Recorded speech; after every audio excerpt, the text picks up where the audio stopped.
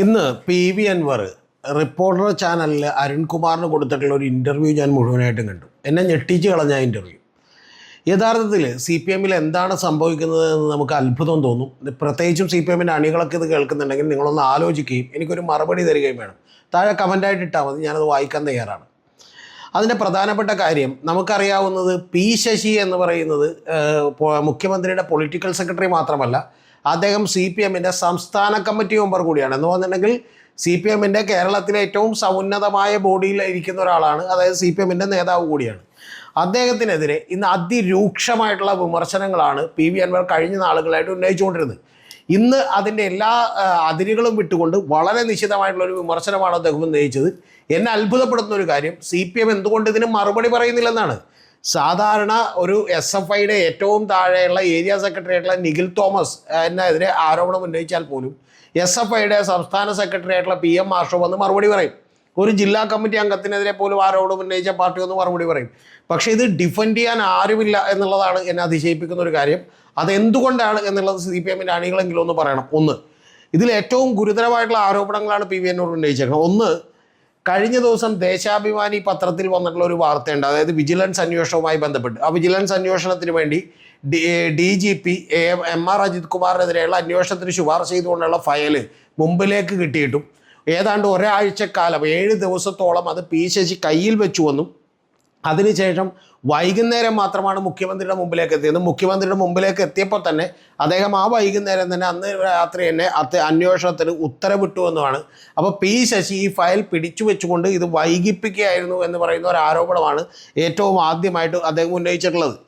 പിന്നെ അടുത്ത കാര്യം എന്ന് പറയുന്നത്, ഈ മറ്റേ പോലീസിൻ്റെ സ്റ്റേഷനുകളിലേക്ക് സി പി എമ്മിൻ്റെ അണികൾക്കാർക്കും കയറി ചെല്ലാൻ പറ്റാത്ത രീതിയിൽ എങ്ങനെയാണ് ഈ പറയുന്ന ഒരു കാര്യം പി ശശി നടപ്പിലാക്കിയത് എന്നുള്ളതാണ്. അദ്ദേഹം ആരുടെ ചാരനാണ് എന്ന് അന്വേഷിക്കണമെന്നാണ് പി വി അൻവർ പറയുന്നത്. എന്ന് പറഞ്ഞാൽ അദ്ദേഹത്തിൻ്റെ പിന്നിലുള്ള ലക്ഷ്യം എന്താണെന്നാണ്.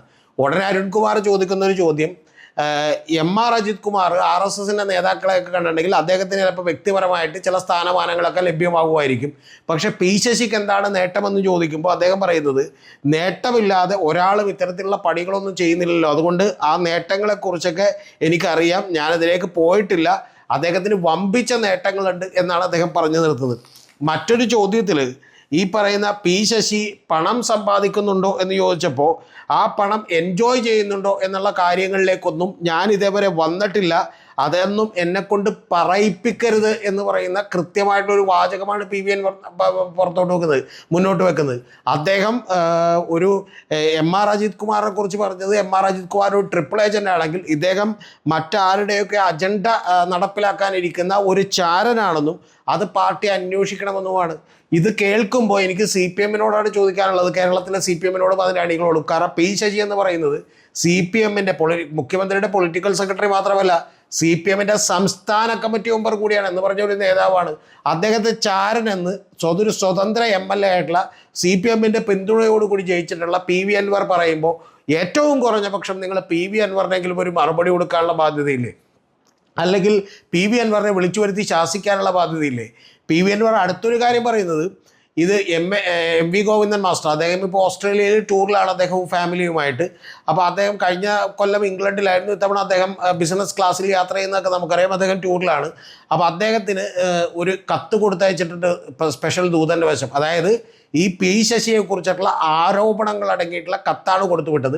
ആ കത്തിൽ പറഞ്ഞിട്ടുള്ള നിരവധി ആളുകൾ ഇന്ന് ജീവിച്ചിരിക്കുന്നുണ്ടെന്നും അത് വെറുതെ ഒന്ന് അന്വേഷിച്ചാൽ പോലും പാർട്ടിക്ക് കൃത്യമായി ഈ പി ശശി ഒരു ചാരനാണെന്നുള്ളത് ബോധ്യപ്പെടും എന്നുള്ളതുമാണ് പി വി അൻവർ പറയുന്ന ഒരു കാര്യം. അദ്ദേഹം ചെയ്തിട്ടുള്ള തെറ്റുകൾ ബോധ്യപ്പെടുമെന്നാണ്. അപ്പോൾ ഇതിന് ആര് മറുപടി പറയും എന്നുള്ളതാണ് നമ്മൾ കാത്തിരിക്കുന്നത്. എന്ന് പറഞ്ഞാൽ പി ശശി എന്ന് പറയുന്ന ഒരു സംസ്ഥാന കമ്മിറ്റി മെമ്പറിനെതിരെ പാർട്ടിയുടെ ഏതെങ്കിലും ഒരു സാധാരണ ബ്രാഞ്ച് മെമ്പറോ ഏരിയ കമ്മിറ്റി അംഗമോ പോലും റോട്ടിൽ നിന്ന് മൈക്ക് വെച്ച് കെട്ടി വിളിച്ച് ഒരു അഭിപ്രായം പറഞ്ഞാൽ പിറ്റേ ദിവസം ആ പാർട്ടിയിൽ നിന്ന് പുറത്താകുമെന്നത് കേൾക്കണം എല്ലാവർക്കും അറിയാം. പക്ഷേ പി വി അൻവർ എന്ന് പറയുന്ന ഒരു എം എൽ എ ഇത്രയൊക്കെ പറഞ്ഞിട്ടും, മുഖ്യമന്ത്രിയായി കൂടിക്കാഴ്ച നടത്തിയിട്ടും, എം വി ഗോവിന്ദൻ മാസ്റ്ററുമായിട്ട് കൂടിക്കാഴ്ച നടത്തിയിട്ടും ഇനിയെങ്കിലും നിങ്ങൾ പരസ്യ പ്രതികരണം നടത്തരുത് എന്ന് പോലും പറഞ്ഞിട്ടില്ല. അതെന്തുകൊണ്ടാണ് എന്നുള്ളത് ഇവിടുത്തെ സി പി എം വിശദീകരിക്കണ്ടേ. ഇനി ഇത് കൂടാതെ അദ്ദേഹം പറയുന്നൊരു കാര്യം എന്ന് പറയുന്നത് സമ്പത്തുണ്ടാക്കിയിട്ടുണ്ടോ പി ശശി എന്ന് പറയുന്ന ചോദ്യത്തിനാണ് നേരത്തെ പറഞ്ഞത്. ആ സമ്പത്തുണ്ടാക്കിയിട്ടുണ്ടോ എന്നും പണം അദ്ദേഹം എൻജോയ് ചെയ്യുന്നുണ്ടോ എന്നുള്ളതൊക്കെ ഞാൻ ആ കാര്യത്തിലേക്ക് കടന്നിട്ടില്ല, അതൊന്നും ഞാൻ വ്യക്തമാക്കാൻ ഉദ്ദേശിക്കുന്നില്ല, അതിൻ്റെ എന്നെക്കൊണ്ട് പറയിപ്പിക്കരുതെന്ന് അദ്ദേഹം പറഞ്ഞേക്കുന്നത്. ഇനി എം.ആർ. അജിത് കുമാറിലേക്ക് വന്നാൽ, എം.ആർ. അജിത് കുമാറിനെ കുറിച്ച് അദ്ദേഹം പറയുന്നത് ADGP ഇപ്പോൾ ചെയ്തുകൊണ്ടിരിക്കുന്ന ഒരു പ്രധാനപ്പെട്ട കുഴപ്പം അദ്ദേഹം പറയുന്നത്, അതിഗുരുതരമായിട്ടുള്ള ഒരു ആരോപണം, ADGPയും അദ്ദേഹത്തിൻ്റെ ശിങ്കിടികളുമൊക്കെ ചേർന്ന് ഈ PV അൻവറിന് ആരൊക്കെയാണ് തെളിവുകൾ കൊടുത്തിട്ടുള്ളത് എന്ന് അന്വേഷിക്കുകയും ആ തെളിവുകൾ നശിപ്പിച്ച് കളയാനുള്ള പ്രവർത്തനങ്ങൾ നടത്തുകയും ചെയ്യുകയാണെന്നും അതുകൊണ്ട് എം.ആർ. അജിത് കുമാറിനെ ഇനി താൽക്കാലികമായി മറ്റൊരു സ്ഥാനത്തേക്ക് മാറ്റി നിർത്തുകയല്ല, പകരം സസ്പെൻഡ് ചെയ്തുകൊണ്ട് മാത്രമേ ഇത്തരത്തിലുള്ള ഒരു അന്വേഷണവുമായിട്ട് മുന്നോട്ട് പോകാൻ കഴിയുള്ളൂ എന്നാണ് പറയുന്നത്. അതിൽ തന്നെ അപ്പോൾ അരുൺകുമാർ തിരിച്ചു ചോദിക്കുന്ന ഒരു ചോദ്യമുണ്ട്, ഒരു അന്വേഷണ ഉദ്യോഗസ്ഥനെ നമുക്ക് അങ്ങനെ പെട്ടെന്ന് സസ്പെൻഡ് ചെയ്യാൻ കഴിയുമോ എന്ന് ചോദിക്കുമ്പോൾ അദ്ദേഹം ചോദിക്കുന്നൊരു കാര്യം, ഈ DGP ഈ എം.ആർ. അജിത് കുമാർ ഇത്തരത്തിൽ തെളിവ് നശിപ്പിക്കുന്നതിനെക്കുറിച്ചും ഒരു സമാന്തരമായി ഈ തെളിവുകൾ ആരാണ് PV അൻവറിന് കൊടുത്തതെന്നുള്ളതിനെക്കുറിച്ചും ഒരു അന്വേഷണം നടത്തട്ടെ എന്നുള്ളതാണ്. അങ്ങനെ അന്വേഷണം നടത്തിയാൽ അതിൽ ചട്ടലംഘനമുണ്ടെന്ന് കണ്ടെത്താൻ കഴിയുമെന്നും അങ്ങനെ കണ്ടെത്തുന്ന പക്ഷം ഇയാളെ കൃത്യമായി ഈ പറയുന്ന എം.ആർ. അജിത് കുമാറിനെ താൽക്കാലികമായി സർവീസിൽ നിന്ന് സസ്പെൻഡ് ചെയ്തുകൊണ്ട് തന്നെ അന്വേഷണം നടത്തണമെന്നുമാണ് അദ്ദേഹം പറയുന്നത്. പിന്നെ അദ്ദേഹം പറയുന്ന ഒരു കാര്യം, എം.ആർ. അജിത് കുമാർ പണിയുന്ന വീടിനെ കുറിച്ച് ഞാൻ നേരത്തെ തന്നെ നിങ്ങളോട് പറഞ്ഞിട്ടുണ്ട്. ആ വീടിൻ്റെ അടുത്തുള്ള 10 സെൻറ്റിന് കൂടാതെ ഒരു 12 സെൻറ്റ് പ്രോപ്പർട്ടി ഭാര്യ സഹോദരൻ്റെ പേരിലുണ്ടെന്നും അതൊരു ജോയിൻ്റ് പ്രോപ്പർട്ടി ആണെന്നും അത് നിങ്ങളൊന്ന് അന്വേഷിക്കണം എന്നുള്ളതുമാണ് അദ്ദേഹം പറയുന്നത്. ഇതിൽ ഏറ്റവും പ്രധാനപ്പെട്ട കാര്യം, ഈ പറയുന്ന പോലീസ് സേനയിലെ ആളുകളെ ഉപയോഗിച്ചുകൊണ്ട് നേരത്തെ പറഞ്ഞതുപോലെ ഇപ്പോഴും ഈ അന്വേഷണത്തെ അട്ടിമറിക്കാൻ വേണ്ടതെല്ലാം നമ്മുടെ ഈ പറയുന്ന എം.ആർ. അജിത് കുമാർ ചെയ്തുകൊണ്ടിരിക്കുകയാണ്. അതുകൊണ്ട് ഇനി അദ്ദേഹത്തെ മാറ്റി നിർത്തേണ്ട സ്റ്റേജ് കഴിഞ്ഞു, പകരം സസ്പെൻഡ് ചെയ്തുകൊണ്ട് തന്നെ അന്വേഷണവുമായി മുന്നോട്ട് പോകണം എന്നാണ്. ഇത് എല്ലാം സംഭവിക്കുമ്പോൾ നമ്മുടെ മുഖ്യമന്ത്രി ഇപ്പോൾ ഈ സമ്മർദ്ദങ്ങളൊക്കെ സഹിക്കാൻ വയ്യാത്തതുകൊണ്ടായിരിക്കും അദ്ദേഹം പറഞ്ഞേക്കുന്നത് ഈ 1-ാം തീയതിക്ക് മുമ്പെങ്കിലും DGP ദർവേഷ് സാഹിബിനോട് ഇദ്ദേഹത്തിനെതിരായിട്ടുള്ള വിജിലൻസ് എൻക്വയറി നടത്തിയിട്ടുള്ള റിപ്പോർട്ട് കൊണ്ടുവന്ന് തരണമെന്നാണ് പറഞ്ഞേക്കുന്നത്. അപ്പോൾ ആ റിപ്പോർട്ട് കൊണ്ടുവന്ന് തന്നാൽ നടപടിയെടുക്കാതെ വേറെ വഴിയില്ല എന്നാണ് ഞാൻ മനസ്സിലാക്കുന്നത്. കാരണം CPIയും RJDയും അതുപോലെ NCPയും അടക്കം ഇടതുപക്ഷ ജനാധിപത്യ മുന്നണിയിലും CPM അങ്ങേയറ്റം ഒറ്റപ്പെട്ടിരിക്കുന്നു. എനിക്ക് ചോദിക്കാനുള്ളത് CPMൻ്റെ സാധാരണക്കാരായ പാർട്ടി സഖാക്കളോടാണ്.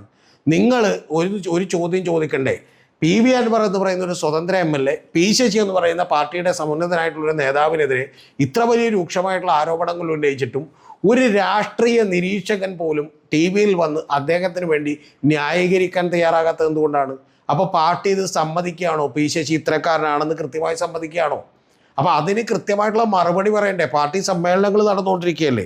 അപ്പോൾ ഇത്തരത്തിൽ ഇത് ആദ്യമായിട്ടല്ല പി ശശിയെക്കുറിച്ച് ഇത്തരത്തിലുള്ള ആരോപണങ്ങൾ കേൾക്കുന്നത്.